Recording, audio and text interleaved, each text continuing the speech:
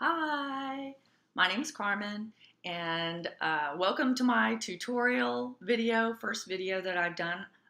We will be going over all critical care drips, ones that I know of, and maybe ones that have been suggested to me after you see the videos. Maybe you can think of some other ones that I need to address as well.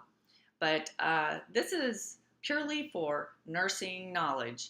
It is by no means an exhaustive, uh, like study for a test type thing in pharmacology. No, I'm trying to disseminate information onto nurses that have to work with doctors that might not be thinking about all of the options we have as far as drips.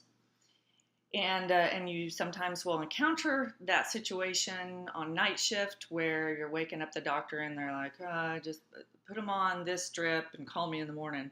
When you might want to suggest to them, because you know that there's a drug-drug interaction or they're allergic to something, you might have better hands-on evidence that maybe that's not the right drug, and you can just give positive suggestions to them. Anyway, what we will do in each video is cover one drug, and I will have them on cards. Like Alteplase is going to be the first one that I do, and then I go through all of the categories and interactions, and you will find these on these green cards: drug interactions, safety concerns. Things that we might think about all the time, and then there's some that we don't think about, but maybe we should, like pricing. Because if there's not a generic, that drug is very expensive, sometimes tens of thousands of dollars. So I think that to just get the whole look of the drug and see how it impacts our patients and how it impacts what they're going to have to pay. Was there a cheaper version that would have done the same thing?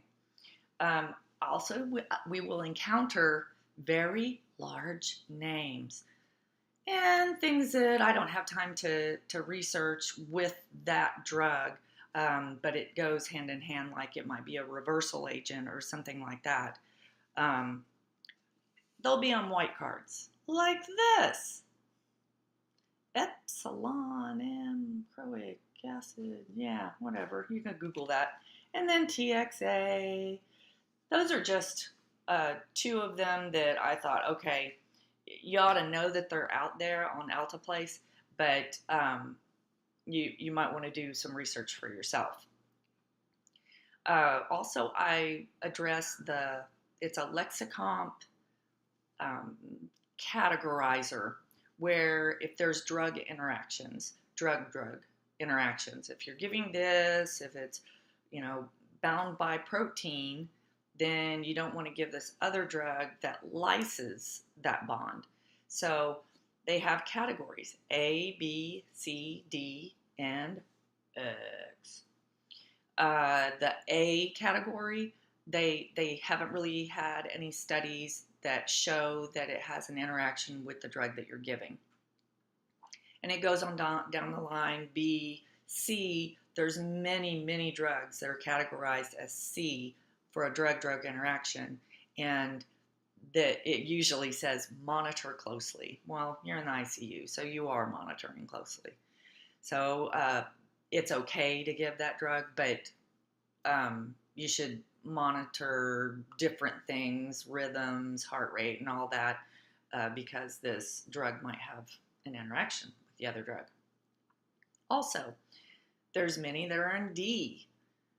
That is, suggest you find another substitution or a different family of drug, because yes, studies have shown that this drug interacts with the drug you're giving.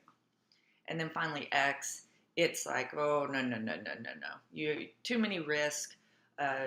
It blocks the efficacy of the drug that you're giving, and so choose something else. So if you hear me talk about with drug-drug interactions, it's category A, category X, then you know what I'm talking about, that the level of interaction is there.